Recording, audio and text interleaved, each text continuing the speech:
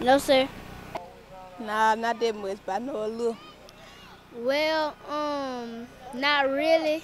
These young children don't know the story of Emmett Till, and they're among the main reasons people like former Mississippi Governor William Winter are actively involved in telling it. We have a lot of our past that is glorious and needs to be remembered. We have a lot of our past that is not so glorious, and that needs to be remembered too, but in terms of giving us lessons in how we conduct ourselves in the future.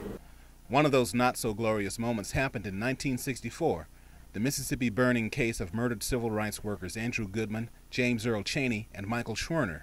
Recent talks between Delta historians and those in the Philadelphia area have revealed an interesting connection. For some reason, that body still came up.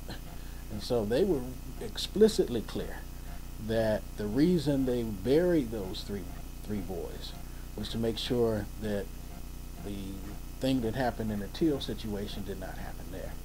Local groups aren't the only ones involved. Joe Mathis and Sarah Blanca from the University of Florida working on an oral history project. We wanted to get the story of the people that lived in the Delta during the Civil Rights Movement, and we're trying to archive it and record it so that the history of the Delta will be forever saved. We have these incredible recorders that capture hours and hours for us to take home, transcribe, and archive so that we can share them all throughout anyone who's willing to access. Sue Ann Strider Buttry is the great-granddaughter of Sheriff Clarence Strider, who aided the defense of Roy Bryant and J.W. Milam, the two white men who murdered Emmett Till. She is now working with the commission. From birth, from the first time I ever heard about it, I knew that I was going to do whatever I could to change things, however I could. The diversity of those involved in furthering our knowledge of what some call civil rights and human wrongs is encouraging. We on the right track, but it's 1,000 miles start with one step. So it's going to take some time to get us where we ought to be.